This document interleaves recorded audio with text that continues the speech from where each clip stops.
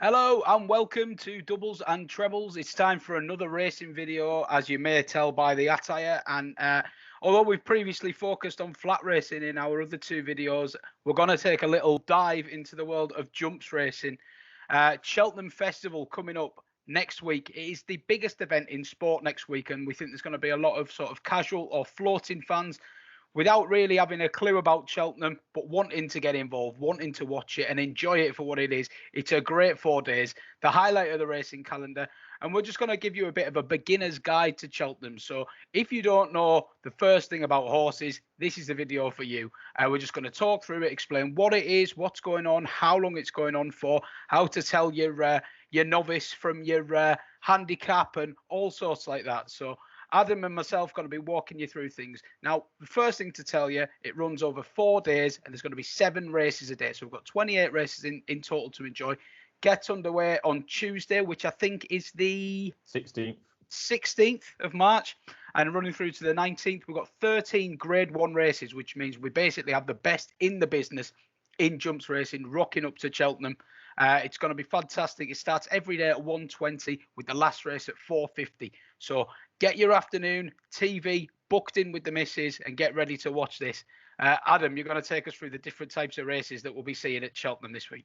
Yeah, that's right. So it's the biggest betting week of the year for horse racing, and like I say, you'll certainly see it on your social medias, on your TV, and the bookmakers will be after your money. So yeah, just a bit of a beginner's guide, really. No tips, just letting you know what to expect next week. So yeah, the different race types over the 28 races, as Pyman said, it's like an end of season championships, if you like. So 13 Grade 1 races, which is the top level races, and it will define the champion over that type of race for this season and potentially beyond. So there's different types of races at Cheltenham, and in jumps racing generally, that is over a hurdle, which is the smaller obstacles, and a fence, which is the bigger obstacles. So like I say, hurdles are normally faster to negotiate, and a fence is bigger and is often referred to as a chase. So if a horse is chasing, they're going over fences. There's also a slight caveat to that. There's what they call a champion bumper at Cheltenham, at the Cheltenham Festival on the Wednesday, which is a flat race for young jumps racing horses for the future. But we'll kind of gloss over that one. So there's two types of two types of obstacles to navigate for these horses, and in comparison to flat racing, the races over the jumps are normally significantly longer. So there's much more of an emphasis on stamina, and normally they're older horses as well in comparison to flat. Distances at Cheltenham Festival, the minimum distance for most jumps races is 2 miles, and then the maximum at Cheltenham is 3 miles 6 furlongs, which is the longest race at Cheltenham, so the most stamina sapping race. And for comparison, the Grand National itself is 4 miles and about 2 furlongs, so that takes place at Aintree. But just as a indication there. And then there are also the races are split by age as well. So jumps races are usually specified via experience rather than actual age. So in flat racing, we've covered on our other videos on 2,000 guineas, you have to be 3 years old. So that is specifically age related. But in jumps, normally it's experience based. Like I say, jumps horses usually have the longer careers and are seen for more years back to back. Simple reason for that is that jumps horses, you can't breed from them normally. The males, you can't breed from them normally, as they usually have their royal tools removed, as you can do damage to the underbelly when you're navigating these obstacles. So yeah, there's no breeding from jumps horses, so that's why they can go on for much longer, and they might as well be earning money on the courts. So yeah, like I say, specified on experience. Novice race is usually for horses in their first season over their chosen obstacle. So your first season over hurdles, you'll be a novice hurdler. Your first season over fences, you'll be a novice chaser. Like I say, yes. So after your first season, after you've completed your novice season over that obstacle, you're then in with the big boys. So once you've been a novice hurdler, you've got 2 options. You either go to the all-age hurdle races against the big boys, or you then go on to be potentially a novice chaser. So as horses develop and get older, they're more adept to taking on the bigger obstacles, and they will graduate from hurdles to fences, or some horses, and there's plenty, stay over hurdles for the most part of their career. Novices can run in the big open races at Cheltenham, for example, the Gold Cup, but it doesn't happen all that often. There was one a few years ago called Coney Gray that won the Gold Cup as a novice. And like I say, it's normally a younger horse, but it's not specified by age. So, yeah, like I say, a jumps horse's career potentially and typically would go bumper, which is the flat racers for jumps horses of the future, normally around 4 or 5 years old. Then novice hurdler, normally 5 or 6. Then novice chaser, normally 6 or 7, and then open chasing is normally 7, 8 and beyond. There are 9 novice racers at the Cheltenham Festival, so that's quite a lot to go at, and like I say, specified between fences and hurdles and distance as well. So that's why there's so many races at the festival. Nicely summarised, Adam. And I think it's fair to say that Cheltenham is kind of like the Olympics to athletes. You're building all your energy up, especially in the jumps calendar. As soon as the new jump season starts in September, October, they're already talking about Cheltenham in March. So there'll be horses here who have had 6 months, a year, even longer preparing for this one race. So there's a lot of stories to be made. There's always plenty of drama, and that's what makes it so appealing, I think. And the novice races that Adam touches on there, they're your stars of the future. So you've got your emerging talents, and then maybe your more experienced types in the likes of the World Hurdle, the Gold Cup. But we're going to go through all these races and explain a little bit more what they are. Go on. I've missed something there, Pieman. So yeah, there's a load of handicap races as well, so that's a whole different story. But yeah, the handicap races are also over the fences or the hurdles, but handicaps are usually for the horses that aren't quite good enough at the very, very top level. So then, the playing field is leveled somewhat by carrying different weights in comparison to other horses. So there's a fair few novice only races at Cheltenham. There's a fair few Grade 1 races, as we've mentioned, 13, and then the rest are normally filled up by handicaps, like I say, where the playing field is leveled by different weights carried by different horses. Yeah, and I guess there's a lot of information here for a complete newbie to racing who just wants a basic information. What your novices are, your new stars. Your top level races, your Grade 1s, they're the best of the best, and the handicaps, they're kind of your lower grade horses. And sometimes you can have horses win those where they maybe haven't shown their best ability and they're saving it for the big day. But really, the creme de la creme are these novice races and the Grade 1s. So they're the ones to bear in mind. And please do go in with caution in the handicaps. And that brings us nicely on to betting. And betting is a big part of the Cheltenham Festival, and it will inevitably be all over your social media, all over the news, and you'll see all over the TV adverts trying to encourage you to sign up for Cheltenham, get involved for Cheltenham, new customer offers, free bets, bonuses, all kinds going on. It's carnage, to be honest. And there's a very simple reason for this. There is such appeal at the Cheltenham Festival that the bookmakers will give away free bets and they will give incentives to the punter that they wouldn't normally offer, with the idea of retaining some of the people that have first jumped in for the Cheltenham Festival. So naturally, you may not have placed a bet before. You might think, oh, I want to have a go at this Cheltenham. Now, what you are going to have is you're going to have a plethora of fantastic new offers, free bets. And when I say free bets, they generally are free bets at Cheltenham. There will be T's and C's attached, and you need to go and explore those and be really comfortable that you know what you're going into. But you will benefit from offers that you wouldn't normally benefit if you are a new customer at Cheltenham. And it's definitely worth doing your research and trying to take advantage of those if you are going to have a bet, because some companies will offer you a free bet on the first race of each day. Some companies will offer you a free bet in the feature race of the day. Some companies will offer you money back if your selection doesn't win, finishes second, all kinds of things. So if you're going to have a bet, you need to look around all the different bookmakers and try and work out which offer suits you best. Find something you're comfortable with, set yourself a budget and a limit, and just enjoy it for what it is. Don't get carried away. It's very easy to get carried away in Cheltenham. I've heard some horror stories over the years of people ruining their week and stuff. But ultimately, it should be a bit of fun and it should be something to be enjoyed.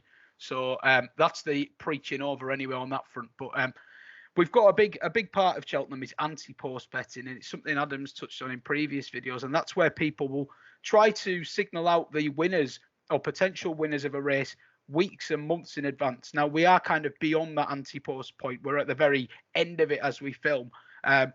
because we're within the week of the festival now, and generally the rules will change as you have a bet on a normal market as opposed to an anti-post market. But non-runner, no bet is the key thing to be looking out for here. Now, non-runner, no bet might be there as NRNB above your bookmaker. If that's, you want that, you need to be finding that. That basically means that if the horse doesn't run in that race for any reason, you will get your money back in full. If you don't bet with non-runner, no bet, and the horse withdraws on the morning of the race, could wake up and not be right, not be well. There could be a problem with the ground, where if they have a lot of unexpected rain, the owners might pull the horse out, all kinds of things. You want to get that non-runner, no bet and take that out of the equation so that you don't have to worry about losing your money without a fair run. But I think the most important thing to say is that anti-post betting, there will be people who come into Cheltenham, and you'll see it on social media. They'll have a horse that you've just looked up at 4-1. They'll have it at 33-1. You think, well, why the hell have I got it at 4-1 when they've got it at 33-1? They've put that on months and months in advance on a wing and a prayer. They've probably lost a few along the way as well. But some people, the fun of it for some people is trying to identify these winners early so that when the week comes around, you've got a few big tickets in it, and it's a good bit of fun. You could potentially cop yourself a small fortune, but we're going to be dealing with the day-to-day practicalities of it, and it's really important, as I say. So just to re-emphasize that, look around for the new customer offers. Make sure you're getting non-runner, no bet. And my third bit of advice would be to use Odds Checker, oddschecker.com, a really easy website to use. You could get every single Cheltenham race up on your screen, on a laptop, on an iPad, mobile, whatever, and it will show you the different odds of a horse, any given horse, at all the different bookmakers available in the UK. Now, the importance of that is one bookmaker could have your horse at 3-1, and another bookmaker could have your horse at 5-1. That's just because they've got a slightly different opinion, or they've got slightly different liability on that horse. Now, for you as the punter, you've got to be selfish, because you give your tenner to that guy, and if it wins, they're going to give you 40 quid. You give your tenner to the other guy, they're going to give you 60 quid. Now, I'd rather have the 60 quid, and I'm sure you would as well. So make sure you understand what you're going into. Do a little bit of basic research around how odds work, then get on Odds Checker and find the best possible odds you can with your non-runner, no bet and all your little offers. And just generally make sure you're bringing all these advantages onto your side and taking advantage of what's out there. Now, I've gone on enough about that side of things. If you've got any questions, or if you're a novice about that kind of thing, just drop them in the comments below, or tweet us at @doubles_trebles_. There's a lot of information out there at the moment at Cheltenham. Make sure you take it all in and know what you're getting involved in. Now, 4 days, going to dive straight in and look at these days one by one. Adam, no tips involved in here, but what are the headlines to look out for on Tuesday? Yeah, Tuesday for my money pie, man. I've been lucky enough to attend Cheltenham Festival, I think 9 years. So this will be the first time in 10 years that I've not attended, for obvious reasons. So yeah, Tuesday for me is the best day. It's normally the quietest day in terms of attendance. It does get very, very busy, particularly on the Friday. So Tuesday kicks off with the Supreme Novices hurdle, over 2 miles, pretty fast and furious. And like I say, the first grade 1 of the festival kicks off bang with a grade 1. There's another 2 grade 1s on the Tuesday as well. The Arkle Novices Chase, again over the bigger obstacles, 2 miles. This could be one of the races of the week. Shiskin, which is won the Supreme Hurdle last year for Nicky Henderson, has graduated to be a novice chaser this year, and looks set to take on the Irish horse Energumene, which is from the all-powering Willie Mullins yard that will win a hatful of races probably next week and every other year as well. So that's a big matchup between 2 big horses. Shiskin from England, Energumene from Ireland. That could be a cracker in itself. Then shortly after that, we go on to the Champion Hurdle, which is over 2 miles for all ages. Again, that's the shortest distance for a race over the obstacles. So yeah, last year's winner, Epatante, a female horse, actually. Not many female horses will be winning these open grade 1s, against another female horse from Ireland, Honeysuckle. So yeah, Epatante won this race last year. It's, like I say, it's normally dominated by males, but them 2 look the ones that are going to head the market. Goshan is one to look out for there for the Moor yard. Also in with a chance, Seeking Redemption from last year. You probably need to go on YouTube and watch this. Goshan, spelled Goshen. Freakish fall when he was 10 lengths clear in a race called the Triumph Hurdle for the novices, and he actually jumped the fence pie, man. and his right hand front leg and back leg managed to get caught together on each other, and he fell. He actually cleared the last hurdle 10 lengths in front, probably more, and his 2 feet actually got tangled together. Obviously, he came down, so that was very unfortunate. So he's on a redemption mission. He's one of the younger horses in the race, and could be in with a chance there. That's Tuesday's headline act there, by Matt. Yeah, and I've got to say, from my personal perspective, I always found Tuesday to be the best day. I was a big jumps fan. I loved it. I thought had a lovely mixture of obviously the champion hurdle is always a fantastic race to watch, and you normally have a couple of superstars lurking in there from old, being taken on by the new generation, and then the Supreme. I mean, it's one of the best races of the week. It kicks things off, and I always just think it's there's so much excitement around these horses. You don't really know if you've got a superstar on your hands. We've seen many come through the Supreme and the Neptune as well on the Tuesday that have gone on to be absolute icons of the festival. So you can almost guarantee that on those early races on Tuesday, you'll be seeing like stars of the future right in front of your eyes. So history always to be made on Tuesday. Wednesday, by comparison, it can be a bit of a dip, but it just depends what you like, I suppose, really. I mean, we've got the Brown Advisory Novices Chase. Now, obviously, as Adam says, a lot of these hurdlers that do well as novices then go on and try it as chasers.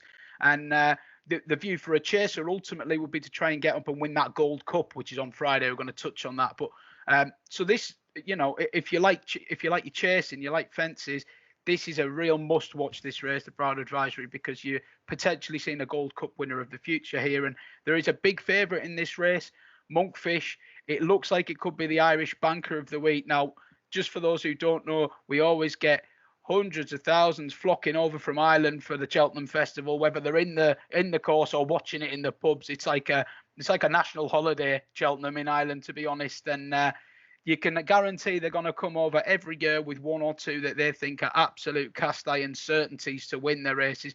Doesn't always work out, it's worth saying, but you can guarantee all the Irish will be praying that Monkfish could get the job done. And I think he's already a shade of odds on. So, I mean, to be that short prior to race week tells you just how strongly they fancy that. And I'm sure a few of the bookmakers will be pushing out Monkfish on the day to try and get the new customers in. And I'm sure many people will be following on that. The highlight of Wednesday is the Champion Chase, and that's run over 2 miles. And this is the elite race for chasers over that distance. We have an absolute superstar in this race, hopefully, in the form of Altior for Nicky Henderson, multiple winner of this and winner at Cheltenham, a real mainstay of the jumps game. Probably one of the most recognisable horses in jumps racing of this generation. I think if you ask people to name a jumps horse, Altior would be very high on that list. He's getting on a bit now. He's maybe not the horse of old, and that's reflected in the odds with Chacon Possoir. I hope I'm pronouncing that correctly. French horse, for Willie Mullins. Willie's got a fantastic record at Cheltenham, full stop. I mean, I could give you his record in this race, but basically, if you see Willie Mullins' horse and it's well backed, it's got a good chance. And I know a lot of sort of casual followers might just employ the following Willie Mullins tactics in Cheltenham Week. You won't go far wrong on recent history. But yeah, Chacon Possoir will be looking to get the win there, and Altior, well, it would be a story reminiscent of when Sprinter Sacre returned to his best a few years ago and won this race. So definitely one to watch, and I'll be hoping that Altior can roll back the years a little bit there. What about Thursday, Adam? Yeah, Thursday kicks off with Envoy Alan in what could be the best horse in training in the UK and Ireland. If we nip back and look back in a year's time, we could definitely be talking about the best horse in training. He's yet to prove that so far. He's unbeaten over. I think he was unbeaten over hurdles. He's definitely unbeaten over chasers. He's become a novice chaser this season. This race is similar to the Arkle, but it's over a bit further. This is 2.5 miles. He's likely to be odds on for this race, but he is a superstar in the making. Like I say, he spent the last 2 or 3 years winning novice races at odds on, but he's a really exciting prospect. Could well be, coming this year to races like the Ryanair Chase, which is a Grade 1, or the Gold Cup itself if he stays that far. So yeah, maybe not the best betting race of the week, but certainly could potentially be the superstar performance. The Ryanair Chase is a Grade 1 on Thursday, so there's back-to-back Grade 1s on the Thursday, which is great for the game. Yeah, absolutely wide open. The Ryanair Chase was won previously, hit the headlines with Frodon and Bryony Frost and a female jockey and winning a Grade 1 at Cheltenham for the first time. That was brilliant. But yeah, Irish challengers currently dominate the market for the Ryanair Chase, but they've all got question marks over them from what I've seen. The likes of Min and horses like that. So it could be open to an improver, that one. And the Stayers Hurdle does what it says on the tin, a hurdle race over 3 miles. Paisley Park, likely to be favourite, won this race in 2019. Went off favourite last year, but a horse called Lisnagar Oscar won this race last year at 50-1. A massive upset in the Stayers Hurdle last year. And Lisnagar Oscar is going to go into this race again this year around the 16 to 20-1 mark again. So he's going to be an outsider again. Time Hill is the horse in that race that is the new kid on the block in comparison to Paisley Park. He's a bit younger, so that's the horses that are facing off there on the Thursday prime. And the Friday for me is all about one race. Yeah, it is. I mean, there's every day you've got quality racing, and for racing fans, it really is a feast. But I think you're looking for the feature races on each day, and that's what you're going to be hearing the most about. Friday, it's the Gold Cup. It's the creme de la creme. It's what everyone's been waiting for all year long. It's where the best chasers in the game go over the grueling distance at Cheltenham and try and write their names into the history book. And there is one horse that can really write its name into the history books this year. Alboom Photo is going for a historic hat-trick of wins, having won this the last 2 years. Frankly, the first year he won it, Alboom Photo, he wasn't that well fancied. He was sort of in the, off the top of my head, he was in the sort of 16-1 range, a little bit of an outsider for Willie Mullins, but a fantastic horse, and he's proven that was no flash in the pan. One of the best that we've seen certainly in my lifetime over this distance, and he'll be trying to do it again. He's got a good chance. He's a very lightly campaigned horse. You don't see a lot of him outside of Cheltenham, to be honest. But who cares if it rocks up and wins? I mean, that's all.